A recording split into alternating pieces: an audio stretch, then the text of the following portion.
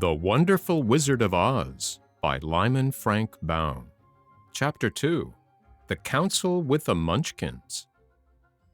She was awakened by a shock so sudden and severe that if Dorothy had not been lying on the soft bed, she might have been hurt. As it was, the jar made her catch her breath and wonder what had happened, and Toto put his cold little nose into her face and whined dismally. Dorothy sat up and noticed that the house was not moving, nor was it dark, for the bright sunshine came in at the window, flooding the little room. She sprang from her bed and with Toto at her heels ran and opened the door. The little girl gave a cry of amazement and looked about her, her eyes growing bigger and bigger at the wonderful sights she saw. The cyclone had set the house down very gently, for a cyclone, in the midst of a country of marvelous beauty. There were lovely patches of greensward all around, with stately trees bearing rich and luscious fruits. Banks of gorgeous flowers were on every hand, and birds with rare and brilliant plumage sang and fluttered in the trees and bushes.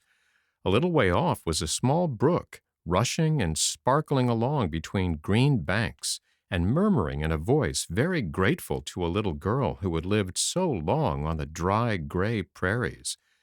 While she stood looking eagerly at the strange and beautiful sights, she noticed coming toward her a group of the queerest people she had ever seen. They were not as big as the grown folk she had always been used to, but neither were they very small. In fact, they seemed about as tall as Dorothy, who was a well-grown child for her age, although they were, as far as looks go, many years older. There were 3 men and 1 woman, and all were oddly dressed. They wore round hats that rose to a small point a foot above their heads, with little bells around the brims that tinkled sweetly as they moved. The hats of the men were blue. The little woman's hat was white, and she wore a white gown that hung in pleats from her shoulders.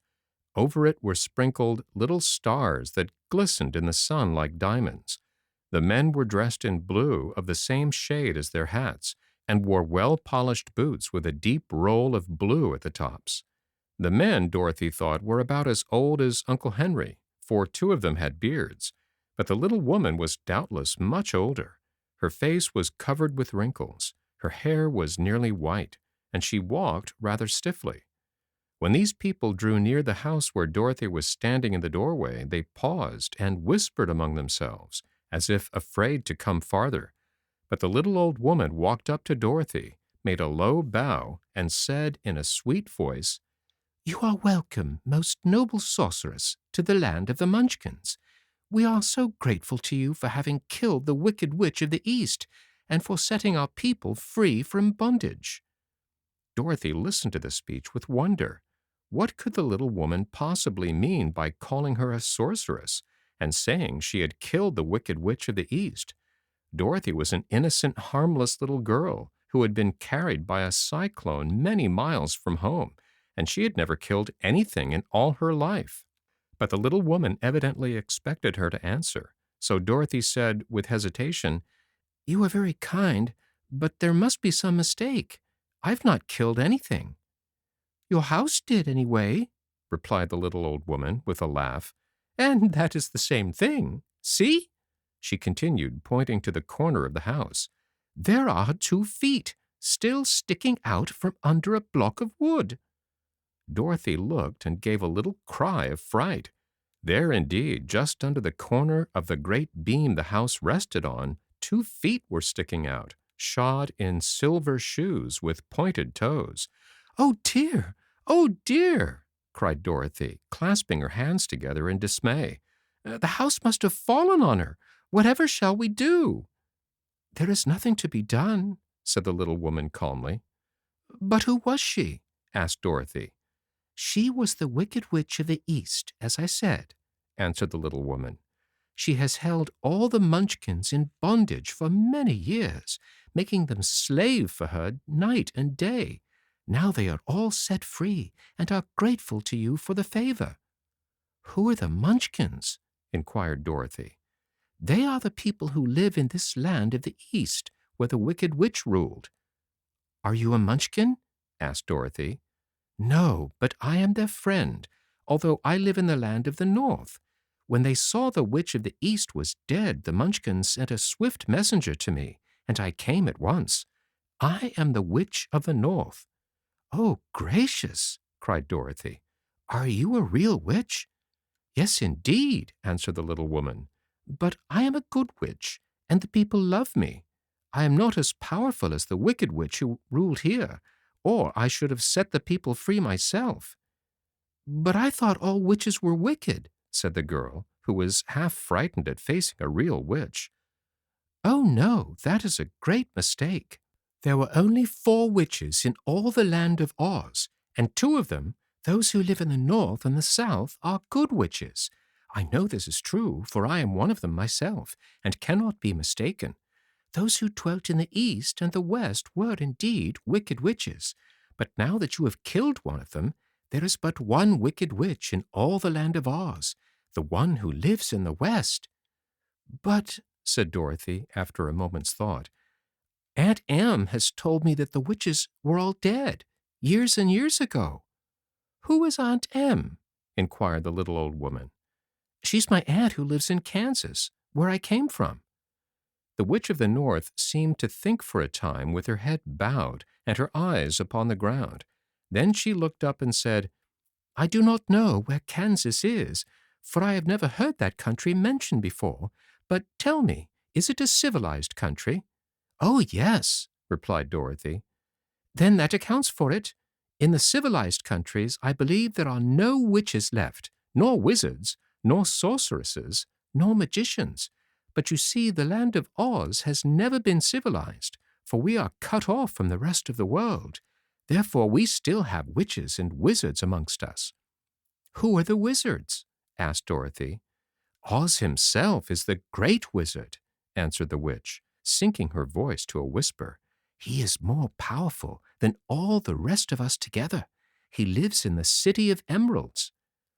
Dorothy was going to ask another question, but just then the Munchkins, who had been standing silently by, gave a loud shout and pointed to the corner of the house where the wicked witch had been lying.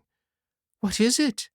Asked the little old woman, and looked, and began to laugh. The feet of the dead witch had disappeared entirely, and nothing was left but the silver shoes.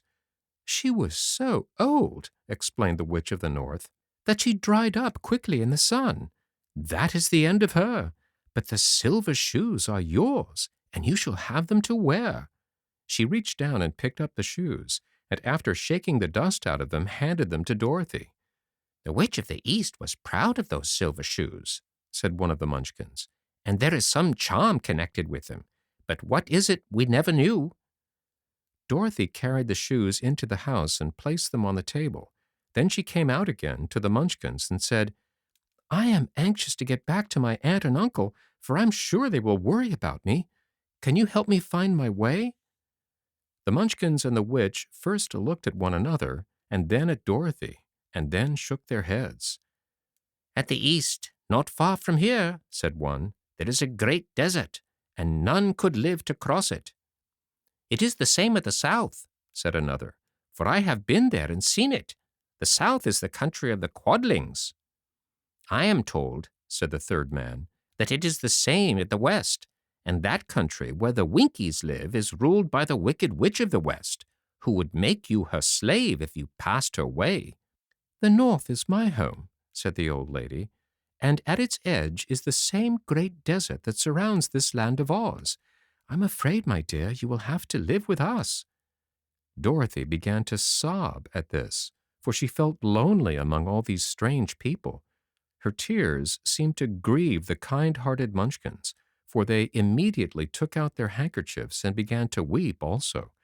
As for the little old woman, she took off her cap and balanced the point on the end of her nose while she counted 1, 2, 3 in a solemn voice.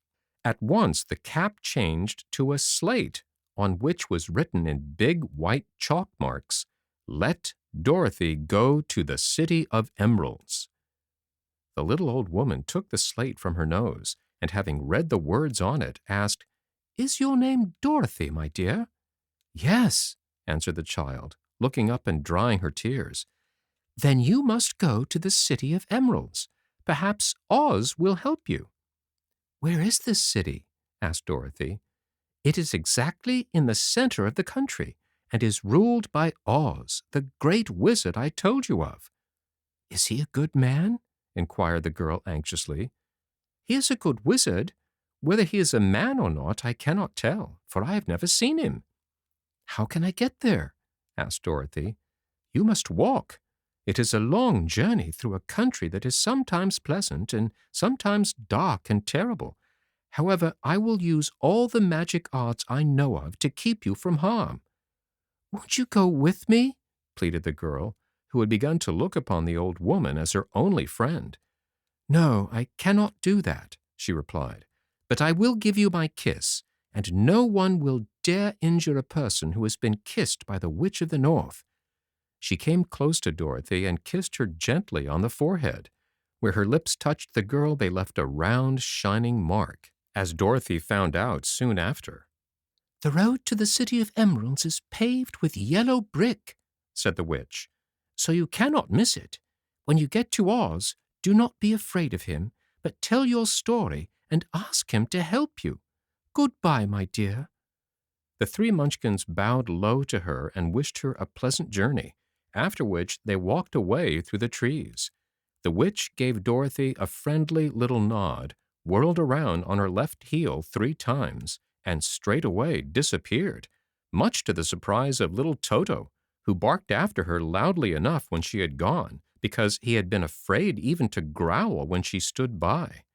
But Dorothy, knowing her to be a witch, had expected her to disappear in just that way, and was not surprised in the least.